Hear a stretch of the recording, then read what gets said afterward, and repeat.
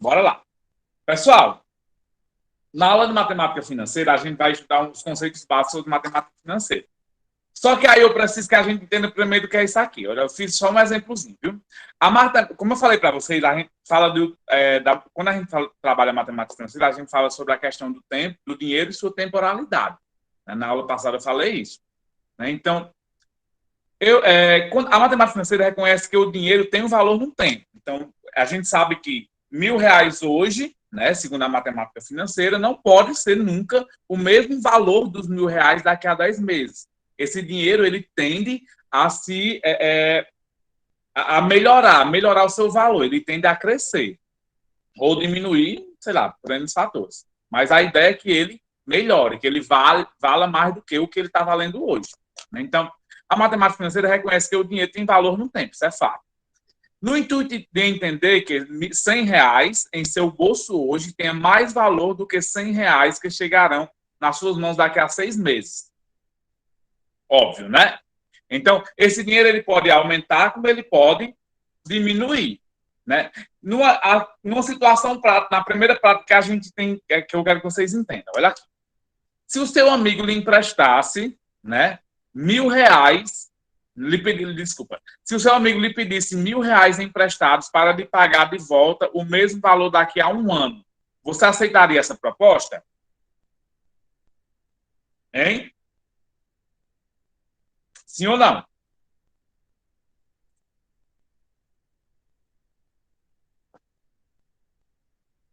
Hein, gente?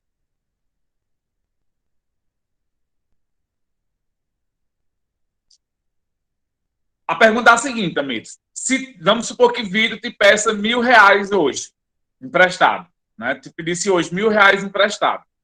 Para lhe pagar de volta o mesmo valor daqui a um ano. Você aceitaria essa proposta?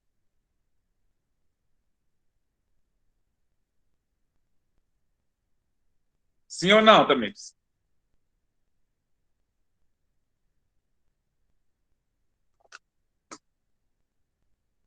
Hã? Rapaz, aí quebra, né? É verdade. Aí pode quebrar. Então, o que é que acontece? Tô tão doido. Então, o que é que acontece? Provavelmente você pensaria em algumas questões. Será que eu consigo comprar as mesmas coisas com R$ 1.000 daqui a um ano? Você tem R$ 1.000 hoje que você pode comprar essa calculadora. Né? Será que daqui a um ano você também consegue comprar essa mesma calculadora por R$ 1.000? Então pode ocasionar muitas coisas que pode ou valorizar ou desvalorizar os R$ 1.000, não é verdade? Se eu permanecesse com o dinheiro, poderia aplicá-lo na poupança e assim ganharia juros durante todo esse período? Seria uma coisa que você poderia pensar. Então, o que é que a gente tem que entender? Que o dinheiro, a matemática financeira está atrelada ao dinheiro e à sua temporalidade. Então, os mesmos R$ 1.000 que você pode ser um valor de um bem que você possa comprar hoje com uma calculadora, pode ocasionar que daqui a um ano você não consiga comprar essa calculadora com R$ 1.000. Digamos, antigamente você comprava um quilo de açúcar por um e pouco, 1,50. Hoje um quilo de açúcar custa R$ 3. Então, com 1,50 hoje você não consegue comprar um quilo de açúcar. Isso é um exemplo. Então, a gente tem que se pensar muito nessas coisas. Né? A situação prática 2. Né? Você necessita de R$ 50.000 para atender uma necessidade financeira. Um banco lhe propõe um empréstimo nesse valor que deverá ser pago após 3 meses. O banco depositará R$ 50.000 na sua conta e você pagará a ele R$ 60.000 ao final desse período. Nessa situação, você pode ver que existiu uma transação financeira entre o banco, que é um agente credor, né?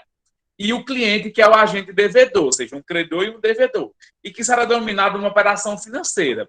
Então, se você vai pegar o dinheiro no banco, essa operação financeira tem um valor inicial de R$ 50.000, que será denominada capital, e um valor final de R$ 60.000, que será denominada montante, e teve uma duração de 3 meses.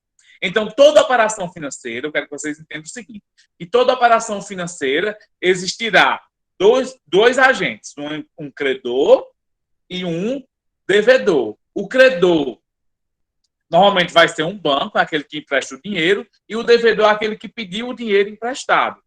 Isso será denominado, obviamente, uma operação financeira. E essa operação financeira vai ter duas variáveis importantíssimas. O capital, está aqui, ó. Vai ter o capital, né? Vai ser um capital e um montante. Eu quero que vocês entendam. Que existiu, um exemplo. Vou ler de novo o exemplo, viu? Na situação prática 2.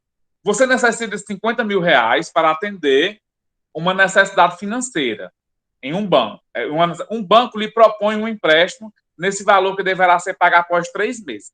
Você precisou de 50 mil reais, tá aqui. Tá certo?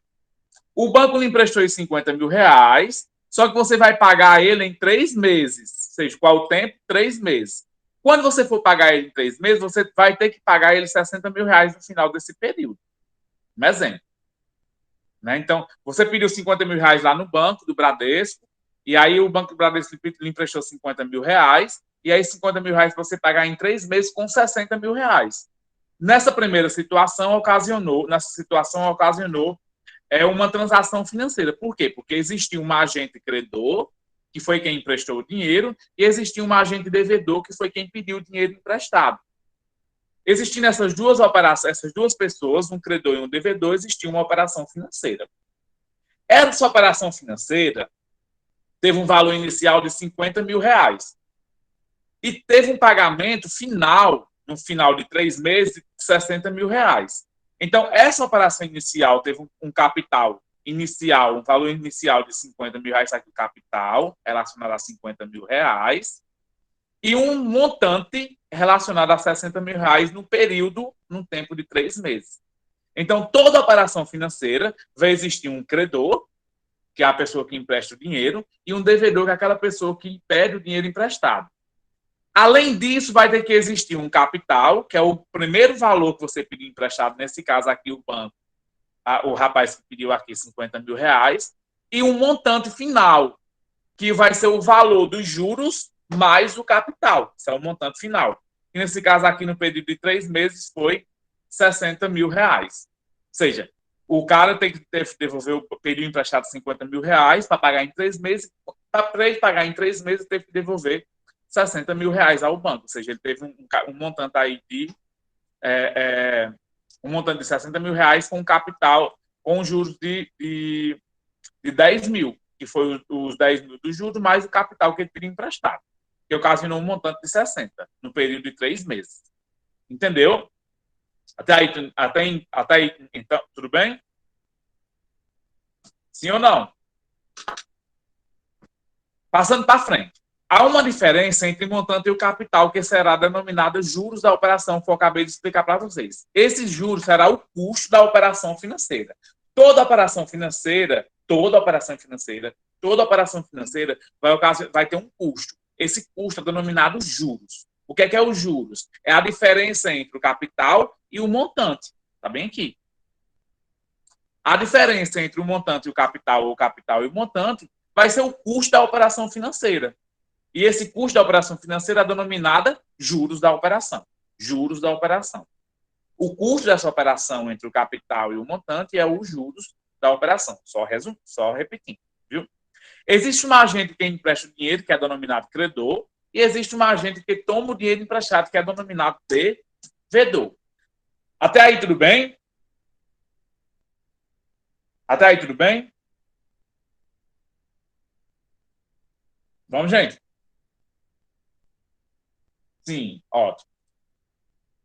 Então vamos lá, os elementos básicos, né? Os elementos básicos. Os elementos, toda vida, gente, toda vida que se trabalha gestão financeira, a gente tem esses elementos básicos: capital, montante, juros, valor presente, valor futuro e valor nominal.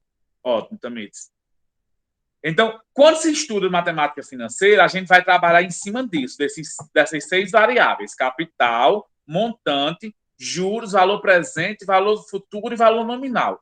Para resumir, eu já falei sobre o capital, já falei sobre o montante, já falei sobre juros nesses exemplos, né? Agora vamos falar sobre o valor presente. Só que como está uma sequência, eu vou só ler para a gente não perder o fio da meada. Capital. Capital é o valor inicial de uma operação financeira expressa em unidades monetárias, o que a gente acabou de ver. Operação financeira, gente, é o ato econômico pelo qual o agente possuidor de capital, ou seja, o credor, denominado credor, transfere esse capital a outro agente econômico, denominado tomador, né? Então, isso é uma operação financeira. A operação financeira é o ato econômico entre existe um credor e um tomador, ou seja, o credor é aquele que empresta dinheiro e o tomador que pede o dinheiro emprestado e vai ocasionar a operação financeira. Montante, como eu falei para vocês, é a soma do capital e dos juros que foi acordado na operação financeira, que é devido ao seu final do período. Essa definição mostra a você a seguinte relação. Montante é uma fórmula, viu? Vamos prestando atenção que já vai começar os cálculos. Montante é igual ao capital mais os juros. Essa relação é denominada equação básica da matemática financeira, né? Montante é igual ao capital mais o juro. Qual é o montante dessa operação aqui? O capital de 50 mil reais, mais os juros, que foi 10 mil reais. Se eu perguntasse aqui a vocês, qual é o montante dessa situação prática? Qual o montante, qual os juros dessa situação prática? 10 mil reais. Por quê? Porque é 60 mil reais menos 50. Isso vai dar os juros da operação. Qual é o montante dessa situação prática? 60 mil reais. Por quê? Porque foi 10 mil reais do juro em 3 meses, mais o capital, que é de 50 mil reais. Entendido? E aí, então, isso é o montante. O elemento básico dos juros, que é juros. Juros é o valor de uma remuneração do capital. Então, não se pode emprestar nada, não existe essa operação financeira de empréstimo de tomador e devedor sem esse elemento básico do juro, porque o dinheiro ele é um produto. Esse produto precisa render, precisa vender. E quando se vende dinheiro, a gente utiliza esse elemento básico que é o meu juros. Tá certo? Então, o que é os juros? Juros é o valor da remuneração do capital acordado entre credor e tomador em uma determinada operação financeira e em uma determinada data, em um determinado tempo. Então, o que é os juros? Olha lá, juros é o montante menos o capital. Se eu perguntasse aqui nessa operação, qual é o valor dos juros dessa operação? É 60 mil reais, que é o montante, que a gente sabe que é o montante, menos 50 mil reais, que é o capital. Então, 60 mil reais, que é o montante, menos 50 mil reais, que é o capital, o valor dos juros é quanto? 10 mil reais.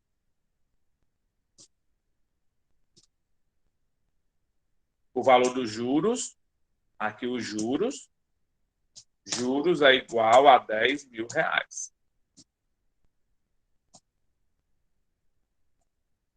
Tá certo? Então, esse é o valor dos juros. Tudo bem? E aí, falando sobre o juro aqui ainda. Então, os juros representam uma remuneração de capital empregado em uma atividade produtiva. Os juros podem ser capitalizados segundo 2 regimentos, juros simples e juros compostos, que vai ser assuntos para as nossas próximas aulas.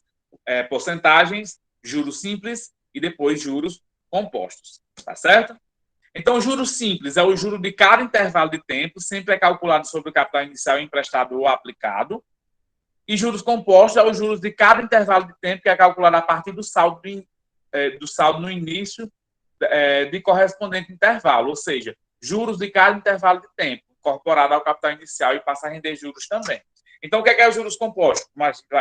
Os juros sobre juros. O que é o juros simples? É os juros em cima apenas do capital inicial. Tá certo?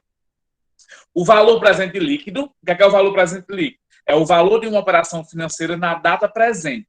É um valor intermediário entre o montante e o capital, conforme a gente pode ver na figura abaixo. Então, a fórmula montante é igual ao capital mais juros, é o valor presente líquido daquele momento. Né? O valor futuro, o FV, é o valor de uma operação financeira em qualquer data compreendida entre a data atual e o vencimento da operação. Então, qual é o valor futuro dessa operação aqui? 60 mil reais.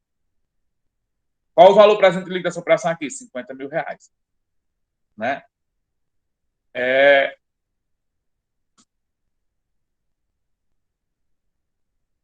E o valor nominal é o valor de uma operação financeira constante no título de crédito que a documenta. Pode ser tanto pode ser tanto do valor inicial ou capital, quanto o valor final ou montante da operação. Se eu perguntasse qual é o valor nominal da nossa operação aqui, voltando à nossa operaçãozinha lá, qual é o valor nominal? Tanto pode ser 50 mil reais, quanto pode ser 60 mil reais. Isso é o valor montante.